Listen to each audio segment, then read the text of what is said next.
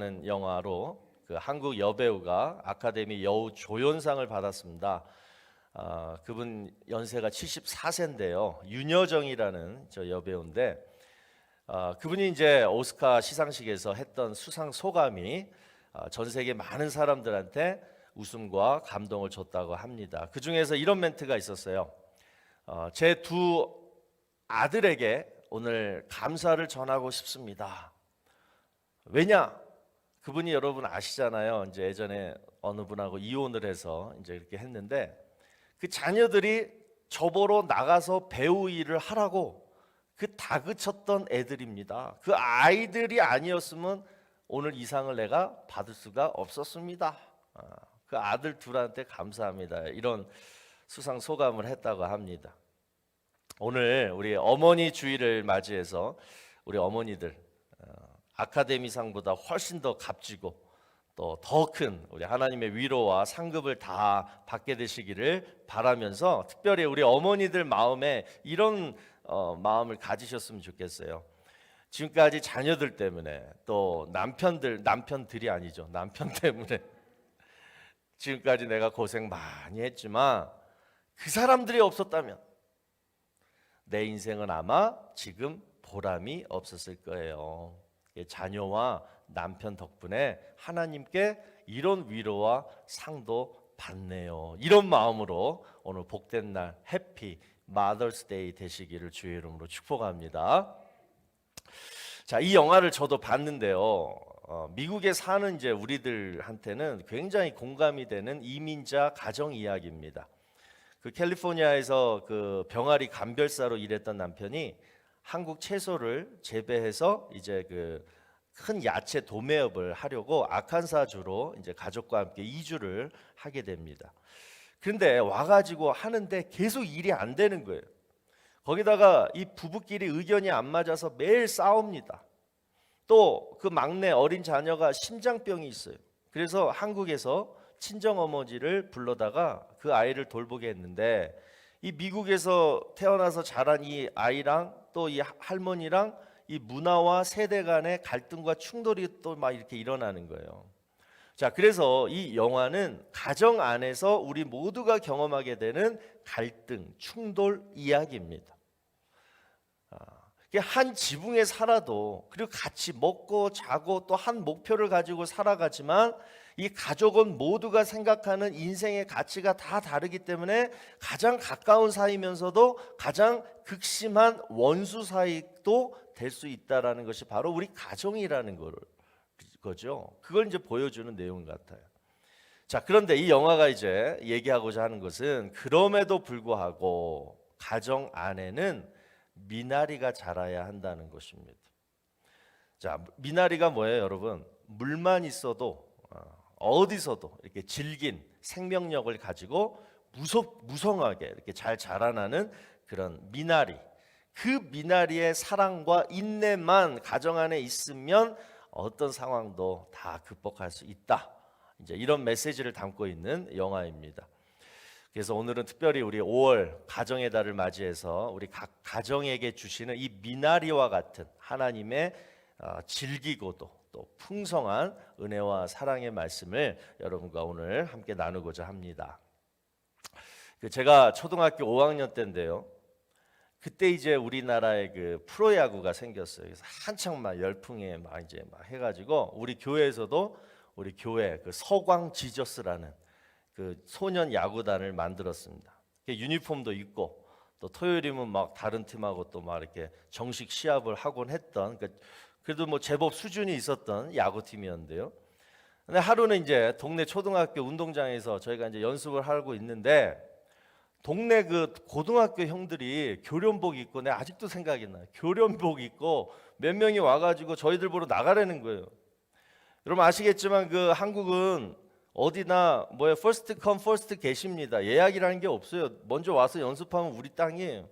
근데 나가라 그러니까 제가 어떤 형한테 제가 뭐라고 했던 것 같아요. 그러니까 그 형이 그냥 저한테 오더니만 냅다 때리는데 뭐 여러분 고등학생이 초등학생 때리는데 맞아야죠. 뭐 그래서 제가 뻗었습니다. 그냥 맞고.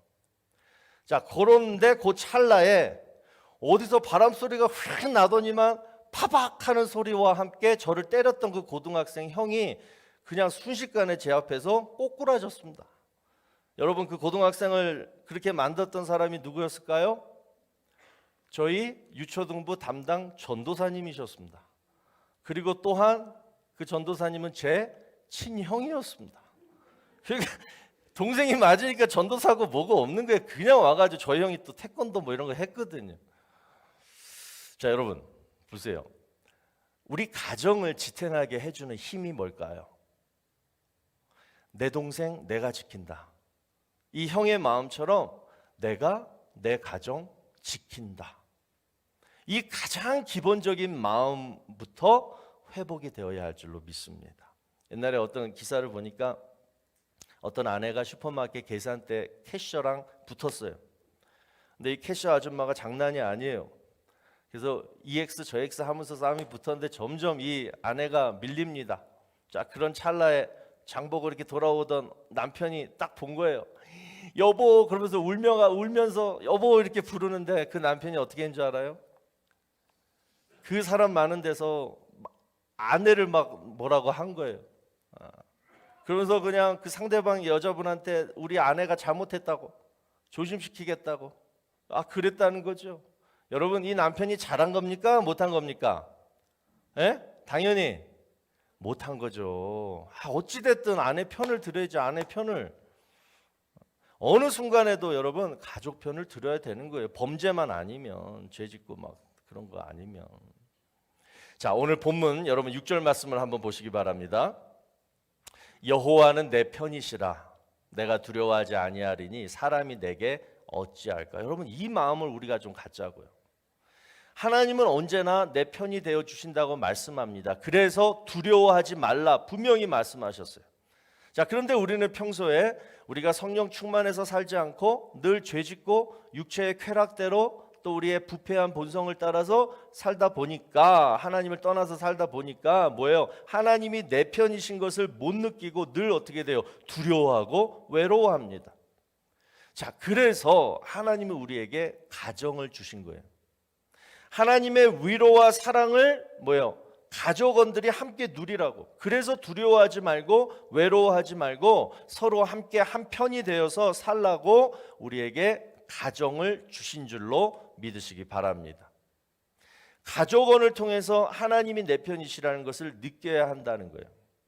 그래서 부부는 여러분 어떻게 해야 되냐? 아까 그 남편 아내처럼 그렇게 하면 안 되고, 부부는 서로 한 편이 돼야 돼요. 한 편이 돼야 돼요. 부모와 자녀도 한 편이 돼야 돼요. 그래서 겪게 되는 세상의 두려운 일, 무서운 일과 맞서서 함께 싸워야 되고, 그리고 개인적으로 느끼는 외로움 또 연약함 이런 것이 들지 않도록 서로 위로해주고 맞춰주고 힘을 북돋아주고, 그래서 기쁨 주고 사랑 주고, 그 가정이 늘 아늑하고 따뜻해야 된다는 거죠. 그게 하나님이 만들어 놓으신 가정의 분위기라는 거예요. 그런데 우리가 살면서 가정 안에서 실제로 부딪히는 문제가 뭐예요? 진짜 나도 마찬가지로 남편 편이 되어주고 싶고 아내 편이 되고 싶고 자녀 편이 되고 싶어서 늘 아늑하고 정말 사랑과 이런 것들이 막 넘치고 싶은데, 그런데 몇십 년을 살아도 서로 안 맞아. 마음도 안 맞아. 습관도 안 맞아. 서로 좋아하는 것도 안 맞아요. 그러면서 내가 싫어하는 것만 계속하고, 그러니까 어떻게 돼요? 서로 편이 되지 못해준다는 거예요. 오히려 남이 더 좋다는 거예요. 안 그런 분들도 계시겠지만, 그 링컨 대통령의 일화 가운데 여러분 이런 일화가 있어요. 그 링컨 대통령은 늘 기도했죠. 그래서 이제 남북 전쟁을 하는 중에서도 늘 시간을 정해놓고 기도를 합니다. 그래서 이제 그 링컨 대통령이 기도를 하는 시간에는 그 링컨 대통령의 텐트 앞에 이제 어떤 손수건을 하나 걸쳐 놓은대요. 그래서 요 때는 나를 좀 바도하지 말아라, 방해하지 못하도록 했다고 합니다. 자, 그런데 그 부하 중에 하나가 그 기도하는 자체가 늘 못마땅한 거예요.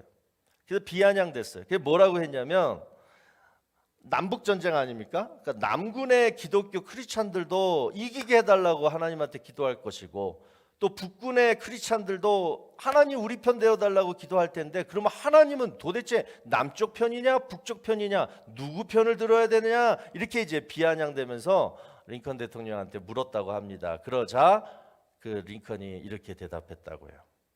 하나님이 누구의 편이 되어 주시느냐가 문제가 아니라 누가 하나님의 편이 되느냐, 누가 먼저 하나님의 편이 되느냐가 문제입니다. 문제일세, 이렇게 얘기했다는 거예요.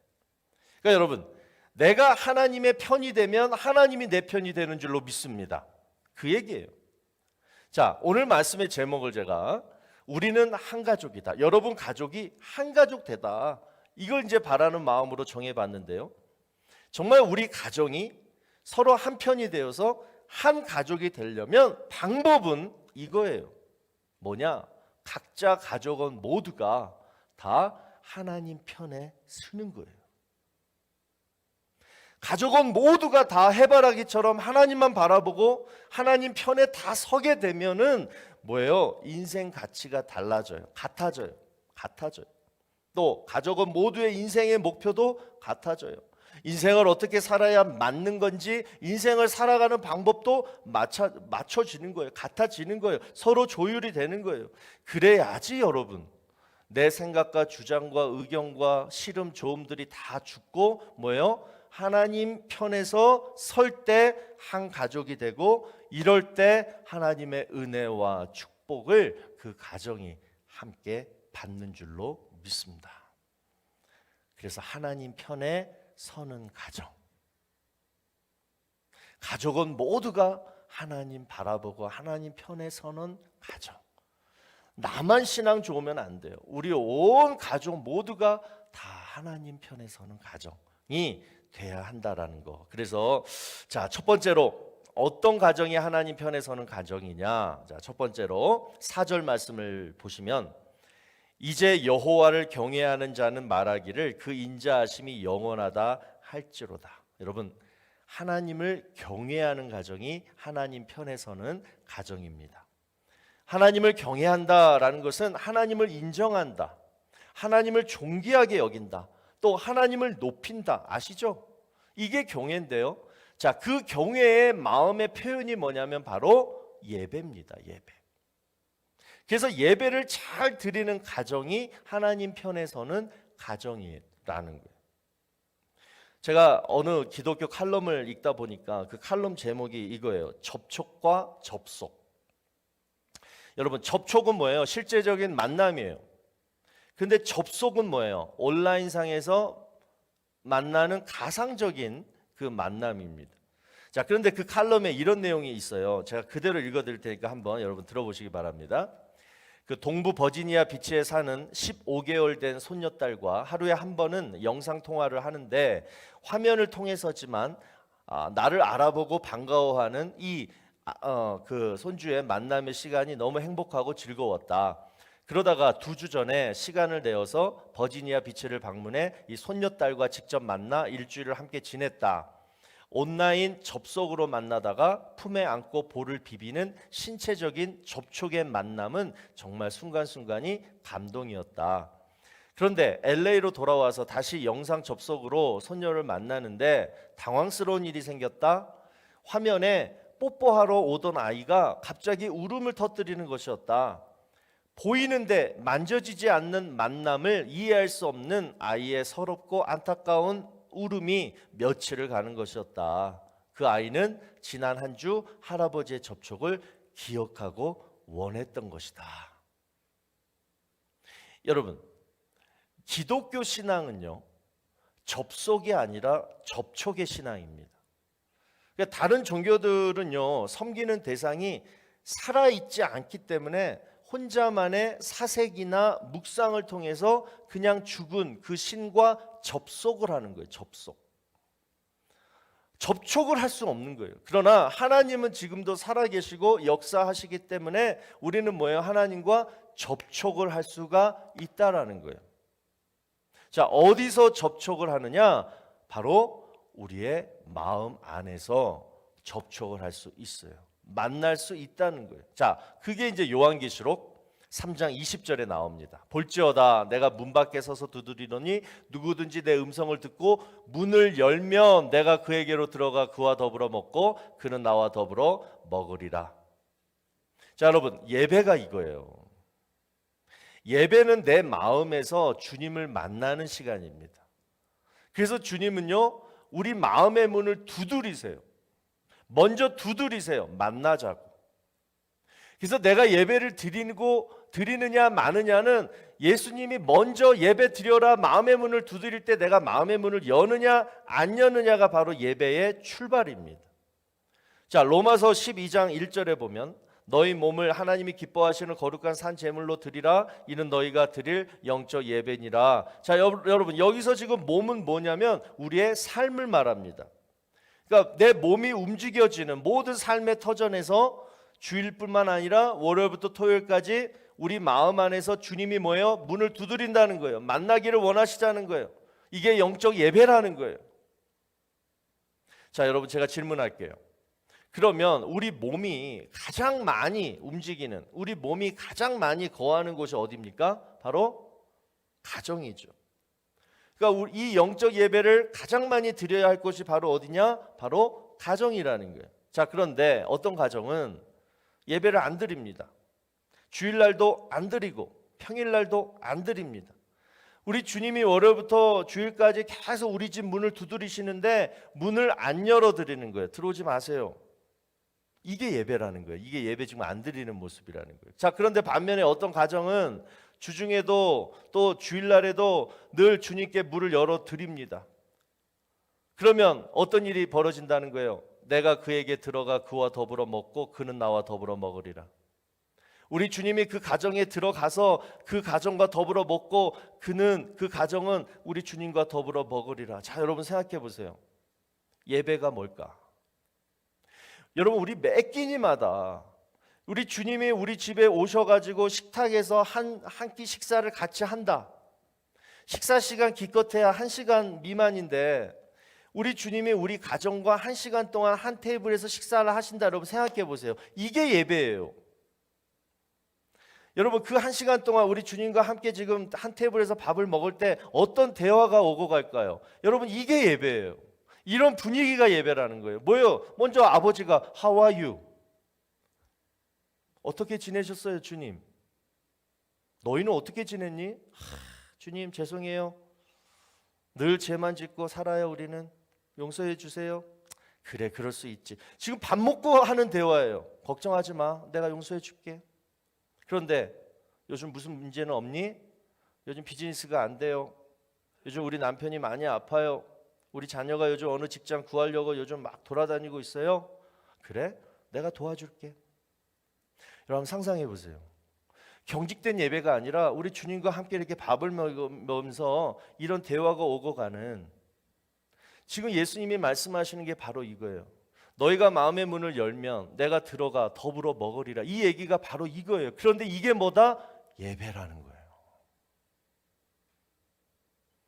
식사하면서 이렇게 함께 나누는 대화를 통해 내 마음이 열리고 죄책감이 사라지고 내 마음의 염려와 근심이 다 사라지고 하나님이 그래 도와줄게, 걱정하지 마, 용서해 줄게, 이러한 하나님의 음성을 듣고 이 말씀을 듣고 그래서 내 믿음으로 새 기쁨과 새 확신과 새 소망이 생기는 것이 바로 여러분 예배인 줄로 믿으시기 바랍니다. 그런데 우리는 보통 예배를 어떻게 드리냐면 가상적인 만남으로 예배를 드리려고 해요. 한 테이블이 아닌 정말 지구 밖에 멀리 계신, 그래서 인공위성으로 있든지 없든지 간에 그냥 찬송을 드리고 기도를 드리고 헌금을 드리고, 그리고 주님이 잘 받으셨겠지? 예배 드리라는 이 명령을 오늘도 나는 잘 순종했어? 이 개운함으로 우리는 예배를 마친다는 거예요. 여러분, 이게 무슨 차이일까요? 바로 접촉의 예배와 접속의 예배는 다르다는 거예요. 접촉의 예배는 실질적인 예배고 접속의 예배는 형식적인 예배라는 거예요. 하나님이 정말 기뻐하시는 예배는 뭐냐? 한 테이블에서 정말 그렇게 정겹게 마음을 열고 서로 대화하면서, 그러면서 우리가 믿음으로 받아들이고 또 하나님께 내 할 말을 드리는 이러한 정말 접촉의 예배가 하나님이 기뻐하시는 예배고, 인공위성 쏘아 올려가지고 그냥 가상적인, 그냥 뭐 느낌도 없고 뭐도 없고 그냥 의무적으로 가식적으로 그렇게 드리는 예배는 뭐냐? 하나님이 받지도 기뻐하시지도 않는 예배라는 거예요. 여러분 지금까지 예배 어떻게 드리셨습니까? 여러분 지금 대면 예배와 비대면 예배는 코로나 때문에 어쩔 수 없이 뭐가 있어요. 그런데 하나님 앞에서만큼 예배 드릴 때는 무슨 예배만 드려야 돼요? 예? 대면 예배를 드려야 되는 거예요. 비대면 예배 드리면 안 돼요. 인터넷으로 실시간으로 여러분들 지금 예배 드리시는 분들 충분히 하나님과 접촉하면서 내 마음 안에서 예배를 드릴 수 있는 줄로 믿습니다. 왜? 하나님이 이거 하려고 인간의 몸으로 이 땅에 오신 거예요. 우리와 뭐예요? 접촉하시고자. 그러니까 접촉하시고자 이 땅에 오셔서 그렇게 사셨는데, 우리는 왜 그분을 믿는다 하면서 접촉은 믿지 못하고 늘 접속만 하려고 하는지, 그런 가상적인 믿음으로만 계속 신앙생활을 하다 보니까 어떤 정말 하나님을 붙잡아야 될 시간에 붙잡을 믿음이 없는 거예요. 왜? 붙잡으려면 접촉을 해야 되는데 늘 허황되고 그냥 보이지도 않는 가상적인 믿음으로만 지금까지 살다 보니까 실질적인 어떤 도움을 구하려고 할 때 우리 주님을 붙잡을 수 있는 믿음이 없다라는 거예요. 한번 생각해 보세요. 그것이 왜 그렇게 지금까지 해왔느냐? 바로 예배가 잘못되어서 그랬다는 거예요. 여러분 예수님은 절대로 코로나 걸리지 않으십니다. 오늘부터 여러분 가정에 예수님 문 열어서 직접 모시고 예배를 드리세요. 가족은 모두가 우리 주님을 만나는 시간을 가지세요. 어떻게 만나느냐? 기분 하나예요. 성령 안에서 말씀으로 주님을 만나는 거예요. 자, 요한복음 4장 24절에 하나님은 영이시니, 영이세요. 그래서 예배하는 자가 영이신 하나님을 만나는 방법은 딱 저거밖에 없어요. 영과 진리로 예배하는 것밖에 없는 거예요. 그래서 영어로 보면 뭐예요? Must worship in spirit, in truth예요. 그러니까 스피릿이 성령이고 truth가 말씀이에요. 그러니까 여러분 타주에 여러분 자녀들이 있어도 또 한국의 부모님들이 계셔도 우리가 가정 예배를 함께 드릴 수가 있는 거예요. 뭐에서? 인터넷 접속이 아니라 성령과 말씀 안에서 우리는 함께 가정 예배를 드릴 수 있다라는 거예요. 그렇게만 하면 우리 주님이 우리 가정에 보이지는 않지만 한 테이블 안에서 우리와 함께 계시는 거예요. 그러면서 그 다정한 대화, 그 교통, 그래 너희 가정에 이런 문제가 있지? 이런 고민이 있지? 그래 내가 들어줄게. 한국에 있어도 뭐 어디 주에 있어도 덴버에 있어도 이 소통이 이루어지는다는 거예요. 여러분 예배를 통해서 정말 영적으로 온 가족이 한 마음이 되시고, 그리고 하나님이 주시는 정말 강력한 능력 그리고 축복을 예배를 통해서 여러분 가정 모두 다 얻게 되시기를 주의 이름으로 축원합니다. 그래서 좀 더 제가 디테일하게 실질적인 얘기를 더 하면 오늘 전화를 하세요. 자녀들한테, 부모님한테. 그래서 시간을 정하시든가 아니면 뭐 우리 교회 예배 또 다른 교회 예배 어느 것을 정하시든가, 그래서 함께 성령 안에서 말씀으로 주님을 느낄 수 있는 한 공간을 확보하세요. 예를 들면 우리 교회 어느 성도님 자녀들이 한국에 계세요. 그리고 우리 성도님, 그래서 지난번에 매일 새벽 예배를 한국은 그때 저녁 9시고 우리는 6시인데 그 가족은 같이 드리더라고요. 그러면서 예배가 딱 끝나면 그 자녀들이 그 어머니한테 전화를 해요. 오늘 말씀의 내용이 이런 내용인데 이런 게 좋았어요. 엄마 어떻게 하세요? 그러면서 1시간 통화를 했대요. 저는 너무 정말 와, 우리 교회에 이런 성도가 있다니. 이게 여러분 가정 예배 우리 할 수 있다라는 거예요. 한 공간에서 우리 주님을 느끼고 만나는 것. 그러면 우리 주님이 그 가정의 머리가 되어 주시고 가장이 되어 주셔서 그 가정 책임지지 않겠습니까? 우리 제대로 예배를 드리자고요. 그 가정 하나님이 축복하십니다. 아멘. 두 번째로 우리 어느 가정이 하나님 편에 서 있는 가정인가? 자, 두 번째는 무슨 일이 있을 때마다 하나님께 피하는 가정이 하나님 편에 서 있는 가정이에요. 자, 오늘 본문 8절하고 9절을 보시면 여호와께 피하는 것이 사람을 신뢰하는 것보다 나으며 여호와께 피하는 것이 고관들을 신뢰하는 것보다 나았도다. 자, 이 말씀은 무슨 일이 있으면 하나님께 피하라. 하나님께 피하는 게 가장 안정스럽고 가장 현명한 길이다라는 거예요. 자, 그러면 피하다, 피한다, 이건 무슨 말이냐? 오늘 본문 5절을 여러분 보시면 이렇게 말씀합니다. 내가 고통 중에 여호와께 부르짖었더니 여호와께서 응답하시고 나를 넓은 곳에 세우셨도다. 하나님께 피한다라는 것은 뭐냐면 기도 응답을 받는다라는 거예요. 기도만 하는 게 아니라 응답까지 받아야지 하나님께 완전하게 피한다라는 거예요. 다시 한번 보여주세요. 내가 고통 중에 여호와께 부르짖었더니 뭐예요? 기도했더니 여호와께서 뭐예요? 응답하시고, 자, 그 응답의 결과가 뭐예요? 나를 넓은 곳에 세우셨도다. 이것까지 받아야지 하나님께 피했다라는 거예요. 자, 여러분, 여기서 넓은 곳이란 뭐냐면 넓은 들판, 근데 내가 다 서 있는 거예요. 그래서 숨통이 터질 것 같은 그 자유함을 누리는 거예요. 그래서 영어로 뭐라고 나오냐면 He answered, 응답했다, by setting me free, 나를 setting me free, 자유롭게 함으로 응답하셨다. 이게 기도 응답이라는데, 여러분, 이 기도 응답은 뭐냐면 내가 지금 겪고 있는 문제와 또 내가 바라고 있는 어떤 소원으로부터 내가 이렇게 막 이렇게 억눌려 있는 게 아니라 그것으로부터 자유롭게 되는 것이 바로 기도 응답이라는 것입니다. 지난주 어느 성도님이 저에게 이런 말씀을 해주셨어요. 지금까지 왜 이렇게 내가 나를 내려놓지 못했을까요? 요즘 내가 다 내려놓으니까 세상에 하나님이 다 알아서 해주세요. 이 사실을 내가 70살에 이제야 알겠더랍니다. 이 얘기를 저한테 해주시는데요, 제가 또 한 번 하나님께 감사했어요. 요즘 제가 기도하는 제목이 바로 이거거든요. 하나님, 제 바램과 지금 겪는 문제로부터 그냥 자유함을 주세요. 평안함을 주세요. 내가 고민을 하든 뭘 하든 바뀌지도 않는 건데, 바라는 거 이루어지지도 않고 내 문제 없어지지도 않는데 늘 그냥 고민하고 염려한들 뭐해. 그러니까 아예 자유함을 주세요. 이게 제 기도 제목이었는데 그 사랑하는 성도의 입술을 통해서 하나님이 저한테 말씀하시는 거예요. 내려놓아라, 하나님이 하시겠다. 그분은 70살에 그 사실을 깨달았다는데 저는 방년 50살에 깨달았으니까 얼마나 축복이에요. 여러분도 오늘부로 이 사실을 정말 믿으시고 깨닫게 되시기를 바랍니다.